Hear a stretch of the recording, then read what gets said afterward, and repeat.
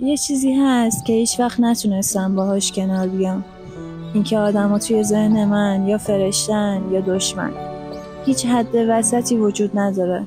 مخصوصا وقتی پای رابطه احساسی نزدیک وسطه.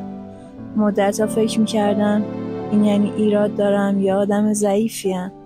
ولی بعد فهمیدم مغزم واقعا دنیا رو همینطوری می‌بینه.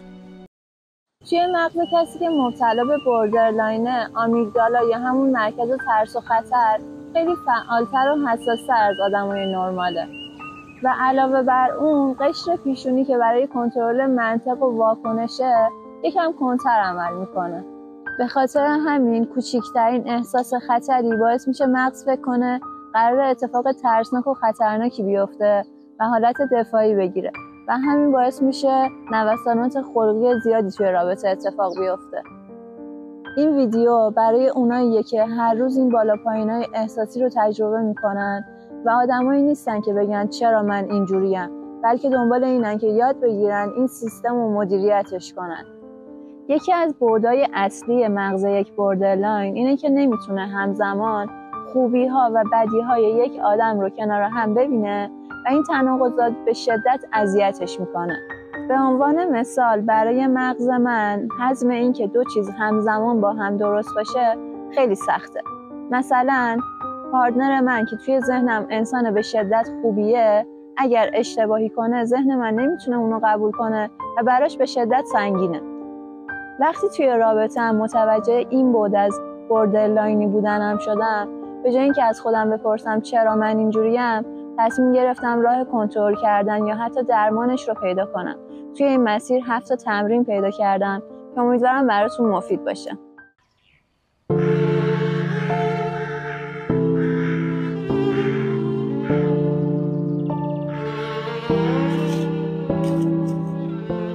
بریم سراغ تمرینا. تمرین اول، به خودت حقیقت رو یادآوری کن و به خودت بگو چی درسته و چی حقیقت نداره تا مغزت از حالت آماده باش خارج بشه و شدت هیجانت کاهش پیدا کنه. ادامه ویدیو رو با کاپشن میریم چون اینجا خیلی سرده. تمرین دوم، از خودت 3 سوال بپرس. 1. دارم چه فکری میکنم؟ 2. آیا این فکرم درسته؟ 3. آیا میتونه این فکرم درست نباشه؟ مثلا با خودت فکر کنی اون دیگه دوستم نداره و ارزشی برام قائل نیست. حالا مدرکی که براش داری چیه؟ اینه که دیر جوابت پیامتو داده و انرژی که مثل همیشه برات میذاشته رو نذاشته. و مدرکی که میتونی خلافشو به خودت ثابت کنی اینه که تا الان برات چه کارایی انجام داده و شاید علت جواب ندادنش اون چیزی که توی ذهن تو باشه نیست. تمرین سوم اینه که 2 حقیقت رو همزمان با هم ببینی. مثلا اینکه اون یه اشتباهی کرده ولی همزمان یه جایگاه خوبی توی قلبت داره و دوستش داری. این به اون دید خاکستری و صفر تا صد نبودنت کمک میکنه. تمرین 4 اینه که خودت رو جای طرف مقابلت بذاری و ببینی اون چطور این داستان رو تجربه کرده.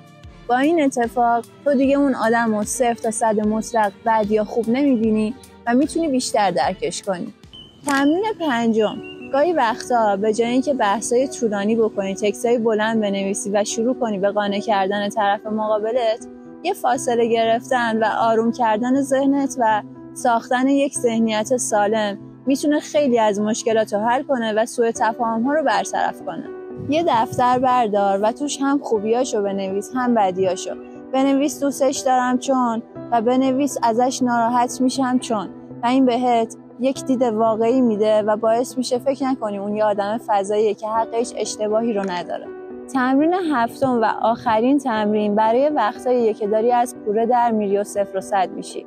حتما سعی کن راه بری، تنفس عمیق داشته باشی، دوش آب گرم بگیری و به چیزی فکر نکنی و به ذهنت ثابت کنی که همه چیز تحت کنترلته و نیازی نیست که بره توی مکانیزم دفاعی. من خودم هنوز اول این مسیرم ولی هر بار این تمرین‌ها رو انجام میدم حس میکنم کنترل بیشتری روی خودم دارم و از حالت 0 تا 100 دارم خارج میشم. اگه تو هم تجربه مشابهی داشتی حتما برام توی کامنت ها بنویس. خیلی دوستتون دارم. مرسی که تا آخر این ویدیو منو تماشا کردین.